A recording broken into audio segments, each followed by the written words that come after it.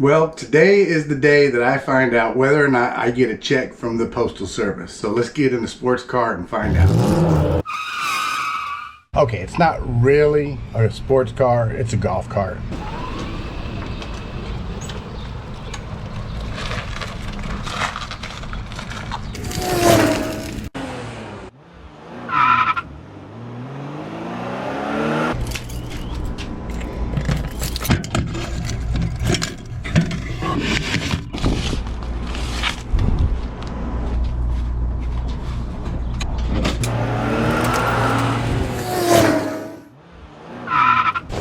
All right, I received 2 letters from the United States Postal Service.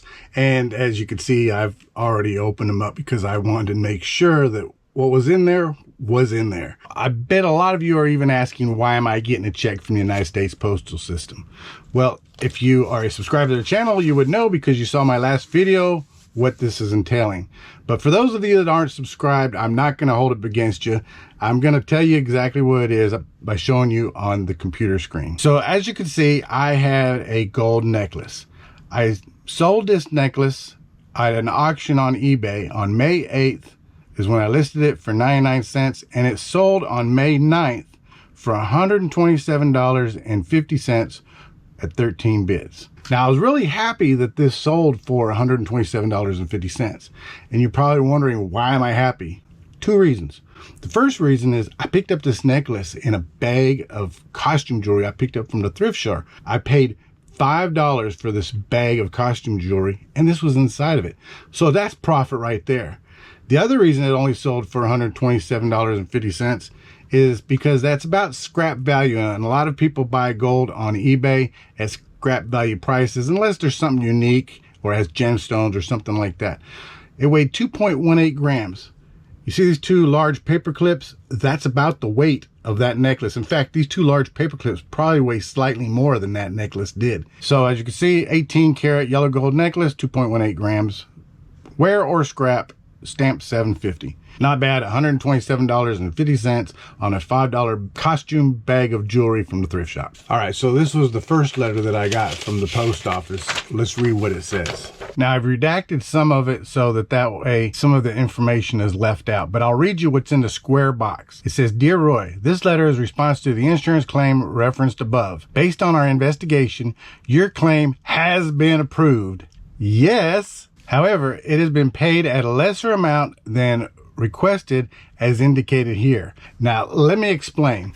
When I filled out the claim form for this, I actually thought that it didn't go through. So I redid the claim, or kind of went back onto the claim and redid it again a second time.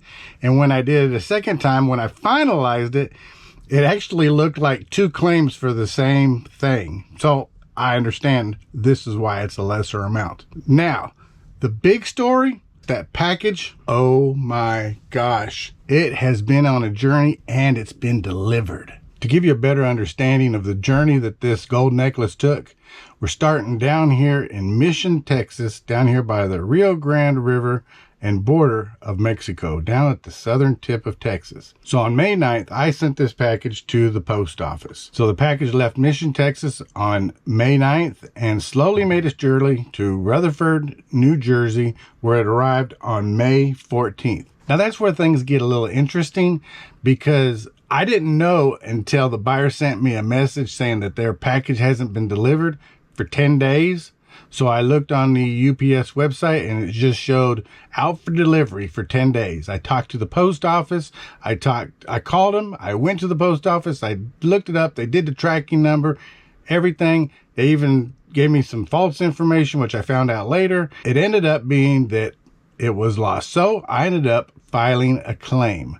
And on May 29th, that case was closed. Miraculously, after that case was closed on May 29th, the package decided that it wanted to pop back up again on June 20th and decides that it's going to start traveling to Anaheim, California, all the way across the United States. And finally, on June 22nd, it arrives at its original intended destination, back to Rutherford, New Jersey, where the buyer received their necklace. That means that this traveled at least 7,543 miles before reaching its destination. So from May 9th to June 22nd, this package has been in transit, has been around the world. I have no idea where it's been at, but they got it.